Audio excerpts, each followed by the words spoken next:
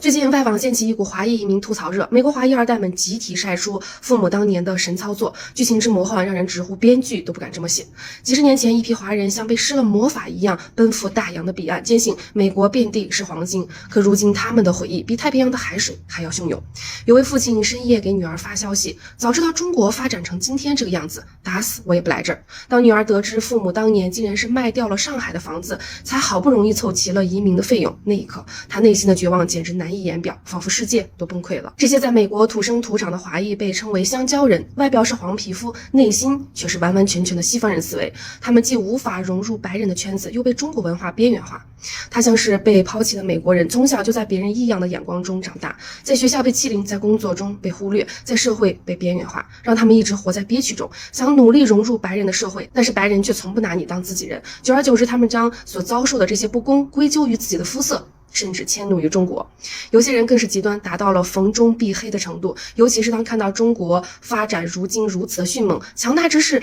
已然有赶超美国的趋势，这种心理上的不平衡愈发的严重，导致他们的心态变得扭曲。 TikTok 和小红书对仗的出现更像是一把屠龙刀，把他们自我安慰的谎言彻底的撕碎了。当他们看到国内仅需10几元的挂号费，150元的救护车，200元的 CT 检查费用，再看看普通人日常的吃穿住行，生活安稳且成本合理，反观自己却需要打2份工才能勉强维持表面的体面生活时，他们一直以来坚信的世界观瞬间崩塌，陷入了深深的自我怀疑之中。如今的洛杉矶机场像座魔幻剧场，这边是海归博士们推着6个大的行李箱，意气风发地踏上回国创业的征程，眼中满是对未来的憧憬与激情；那边是老移民们紧紧攥着返乡证，满脸的懊悔，神情没落。据统计，回流的华人当中，80后占了70%之多，而他们恰恰就是当年被父母抱着挤上赴美航班中的那群孩子。此情此景不禁让人想起那句老话：30年河东，30年河西。只不过这风水轮流转的速度超过了所有人的想象。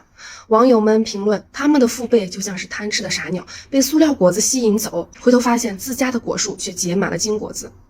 这场移民潮带给我们的启示是，没有参与国家建设，就无法分享国家复兴的果实。当这些华裔二代们抱怨自己的父母时，我们从中看到的不仅仅是个人的懊悔，更是时代汹涌洪流中个体命运的起起落落、跌宕起伏。正如网友们所说，太平洋足够大，容得下中美共同发展。然而，那些错过中国发展的这趟快车的人，终将被淹没在这趟滚滚向前的时空长河中。